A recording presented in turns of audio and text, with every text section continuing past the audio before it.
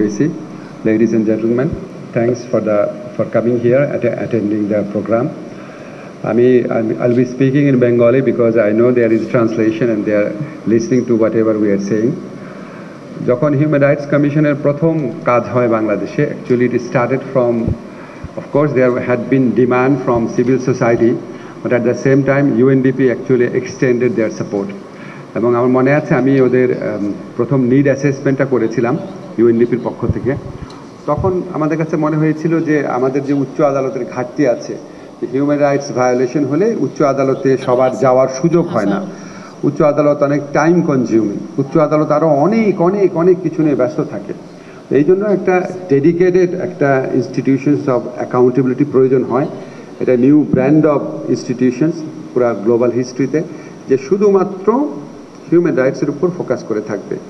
তো সেরকম একটা যাত্রা শুরু করার আমাদের একটা স্বপ্ন ছিল, এবং আমাদের এখানে আদিল ভাই বলেছে যে আমাদের যে প্রথম হিউম্যান রাইটস কমিশনটা ছিল অনেক সীমাবদ্ধতা ছিল, বিশেষ করে তাদের এখতিয়ারের ক্ষেত্রে সীমাবদ্ধতা ছিল, আর্থিক স্বাধীনতা বলে কিছু ছিল না, তারপরে জনবলের ক্ষেত্রে ঘাটতি ছিল। তারপরেও তখন হিউম্যান রাইটস কমিশন একদম শুরুটা খারাপ ছিল না, বিকজ তখন একটা অন্যরকম গভর্নমেন্ট ছিল। তখনও আওয়ামী লীগ গভর্নমেন্ট ক্ষমতায় বসে নাই, তখনও সম্ভবত 111 গভর্নমেন্ট ছিল। তো পলিটিক্যাল ইন্ডিপেন্ডেন্সটা সরকারের ভূমিকাটা খুব গুরুত্বপূর্ণ ছিল।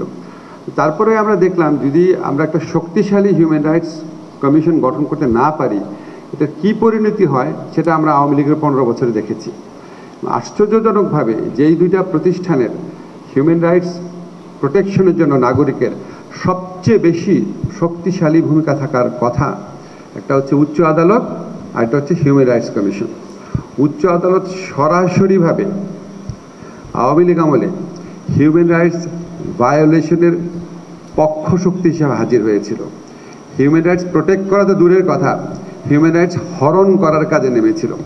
আমার মনে আছে আমি একটা টক শোতে একটা কথা বলেছিলাম, এই জন্য পুলিশ আমার বিরুদ্ধে কোনো মামলা করে নাই, এই জন্য আওয়ামী লীগও আমাকে মারতে চায় নাই, কিন্তু উচ্চ আদালতের বিচারক একটা রুল জারি করেছিল আমার বিরুদ্ধে কেন মামলা করা হচ্ছে না, এটা স্বরাষ্ট্র মন্ত্রকের কাছে নির্দেশ চেয়েছিল কেন তার বিরুদ্ধে মামলা করা হচ্ছে না।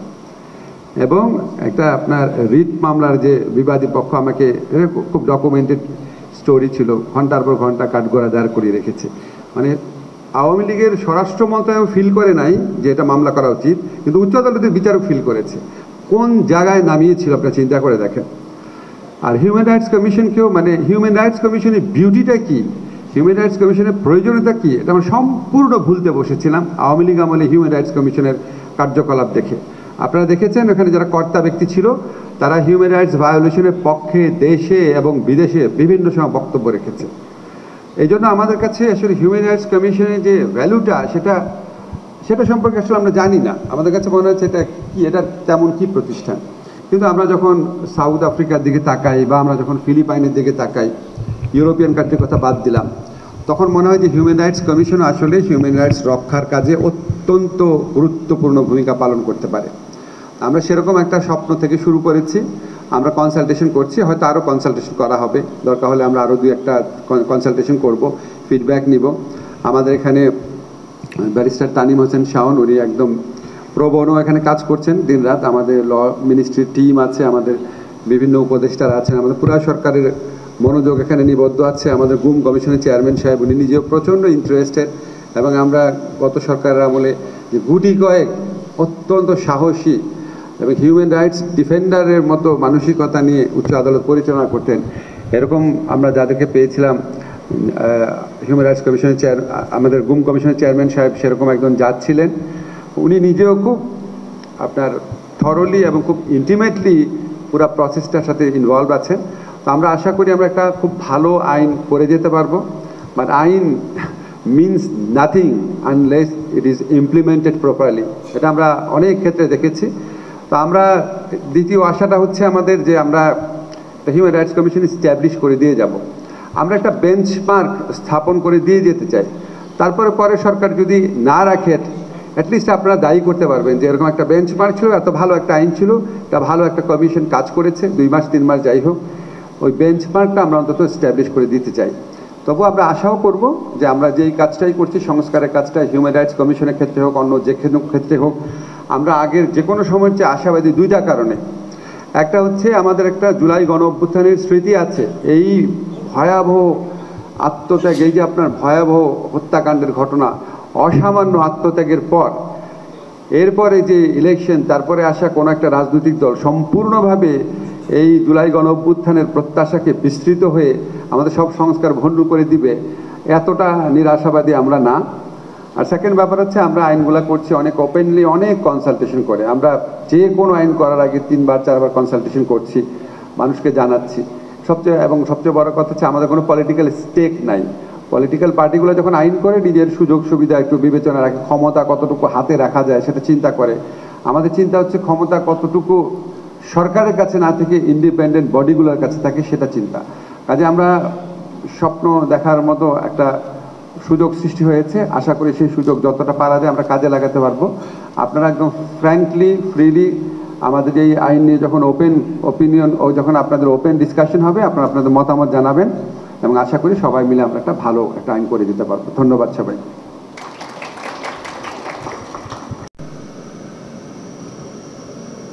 যেরকম আগের আলোচনাগুলোতেও আপনাদেরকে, আগের আমলগুলোতেও অনেককে আমন্ত্রণ জানানো হয়েছে, কিন্তু আমি মিস করছি হিউম্যান রাইটস ডিফেন্ডারদের। আমি মিস করছি সেই সব সংগঠনগুলোকে যারা পারসিকিউটেড হয়েছিলেন। I don't see here persecuted human rights defenders. I don't see the organizations which suffered in the last 15.5 years. They should have been invited. ওদের ছাড়া আলোচনা কি করবেন? তাদের এক্সপিরিয়েন্সের দরকার নাই। আপনি এনজিও ব্যুরোর রেজিস্ট্রেশন নিয়ে কাজ করেছেন এতদিন, ভালো কথা, কিন্তু যারা রেজিস্ট্রেশন বাদ হয়ে গেছিল, করতে পারেন নাই, নির্যাতিত হয়েছিল, যাদেরকে গুম করা হয়েছিল, যাদেরকে ক্যাম্পে নিয়ে টর্চার করা হয়েছিল, আমি তো জানি কক্সবাজার এবং চিটাগংয়ে, তারা তো নাই এখানে। আমি তাদেরকে ছাড়া মনে করি না সম্পূর্ণ হবে আলোচনা। আরও কয়েকটা জিনিস আছে, যেমন ন্যাশনাল হিউম্যান রাইটস কমিশন যেন একটা এমন কাঠামো না হয় যেটা শুধু সরকারকে সহায়তা করার জন্য, কোনো ইন্ডিপেন্ডেন্স থাকবে না, এরকম যেন না হয়। যে ইন্ডিপেন্ডেন্স, তদন্ত ক্ষমতা সহ যেটা তানিম চেষ্টা করছে, গুম, বিচার বহির্ভূত হত্যাকাণ্ড বা এই জিনিসগুলো যেগুলো ঘটেছে, সেইটার কাজগুলো যেন কন্টিনিউ করতে পারে। কারণ এখন যেমন গুম কমিশন আছে, গুম কমিশন তো একটা সময় পরে থাকবে না, কিন্তু গুমের ঘটনাগুলো তো কন্টিনিউইং ক্রাইম, এই ক্রাইমটা তো চলতে থাকে, চলমান ক্রাইম। তাই সেই ন্যাশনাল হিউম্যান রাইটস কমিশনের উপরে ওইটা তদন্তের কাজ চালায় যাওয়া। কারণ আরও অনেক মানুষ তো এখনও গুম হয়ে আছে, যারা ফেরত আসে নাই, তারা কোথায় গেল, তাদের হিসাব লাগবে তো, সেইটাও যেন করার ক্ষমতাটা থাকে। তাই যেসব জায়গায় যে তাদের তদন্ত করতে হবে, যেসব জায়গায় যে তথ্য সংগ্রহ করতে হবে, সেই তথ্য সংগ্রহ করা, তদন্তের ক্ষমতাগুলো যেন তাদের কাছে থাকে। এবং এটা নিয়ে আইন প্রণয়নের ক্ষেত্রে ইমোশনাল হয়ে তড়িঘড়ি করার কোনো ব্যাপার নাই। এটা আমাদের সুনির্দিষ্টভাবে, যথাযথভাবে করতে হবে। আর এই জন্য আমি মনে করি যে আমাদের এই কনসালটেশনগুলো যেন এফেক্টিভ হয়। এফেক্টিভ না হলে কিন্তু এই প্রক্রিয়া, গত 15.5 বছরে তো প্রচুর ডোনার ফান্ড এসেছে, সেরকমই আরেকটা প্রক্রিয়া হয়ে থাকবে। সবাইকে ধন্যবাদ।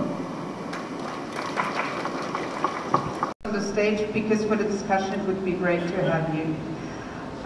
So without further ado, please let me hand the floor to UNDP resident representative, Mr. Stefan. Of the Ministry of Law, Justice and Parliamentary Affairs and the Ministry of Housing and Public Works, distinguished senior government officials, their excellencies, the ambassadors of Switzerland and Sweden, esteemed representatives of civil society. First of all, a very, very good morning to all of you. And it is a privilege for me to be here during Cox's Bazar of the National Human Rights Commission Act 2009. The revision of the Act and the development of a new draft ordinance reflecting Bangladesh's commitment to strengthening its human rights institutions. Opening session, and I have the distinct honor to call upon the Honorable Law Advisor to deliver his and the importance of its strong work also to forge trust, is supposed to really also support and strengthen the institution in your collaboration going forward. Important to keep in mind, of course, that the law can only set but the framework. Honorable Chairman, distinguished ambassadors, dear UN colleagues, and all the experts here from Cox's Bazar, a very good morning to all of you. My name is Romana Schweiger. I'm প্রক্রিয়াতে আছি, কিন্তু সেই commission, সেই আইন প্রয়োগ করার জন্য একটা পৃথক কমিশন না করে আমাদের প্রপোজাল রাখতে হবে এবং সেই আইনে মানবাধিকার কমিশনের আইনের যে তদন্তের ক্ষমতা তার চেয়ে অতিরিক্ত তদন্তের ক্ষমতা দেয়। এগ্রেজিয়াস একটা হিউম্যান রাইটস ভায়োলেশন এবং এটার সাথে সাধারণত রাষ্ট্রের যে রাষ্ট্রযন্ত্র এই ধরনের মানবাধিকার লঙ্ঘন অ্যাড্রেস করার জন্য কমিশনের অনেক এনহ্যান্স পাওয়ার দরকার।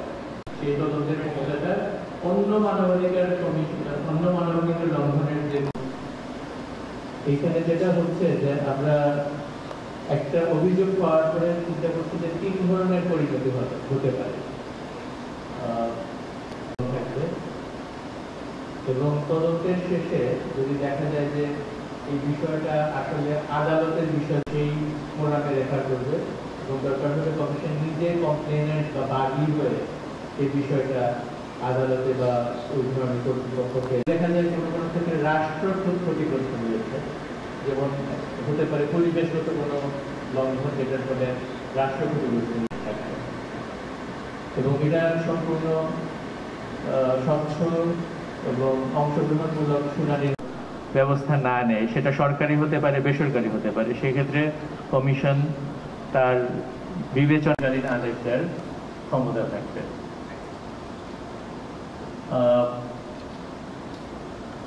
আমরা মানে মানবাধিকারের লঙ্ঘন সেটা একটা বিষয়বস্তু হবে।